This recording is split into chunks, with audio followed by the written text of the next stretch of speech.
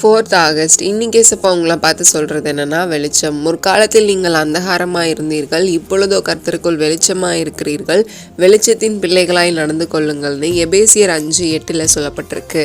ஆண்டவரை பற்றி அறியாமல் இருந்தப்போ, பாவத்தில் இருந்தப்போ, அடிமைத்தனத்தில் இருந்தப்போ நம்ம வாழ்க்கை அந்தகாரத்துலேயும் இருளையும் இருந்தது. எது சரி எது தவறு அப்படின்னு தெரியாமல் இருந்தோம். இல்லைனா தவறுன்னு தெரிஞ்சும் அதுலேயே இருந்தோம், சரி எதுன்னு தெரிஞ்சும் அதை செய்ய முடியாமல் இருந்தோம். ஆனால் இப்போ நீங்கள் ஆண்டவரை ஏற்றுக்கிட்டீங்க, அவரை அறிஞ்சு கொண்டது நிமித்தமாக வெளிச்சத்துக்குள்ளே வந்துட்டீங்க. இப்போ உங்கள் வாழ்க்கை வெளிச்சத்தில் இருக்குது, அவருக்குள்ளே வெளிச்சமாக இருக்கீங்க. ஸோ வெளிச்சத்தின் பிள்ளைகளாக நடந்துக்கோங்கன்னு வேதம் நம்மளை பார்த்து சொல்லுது.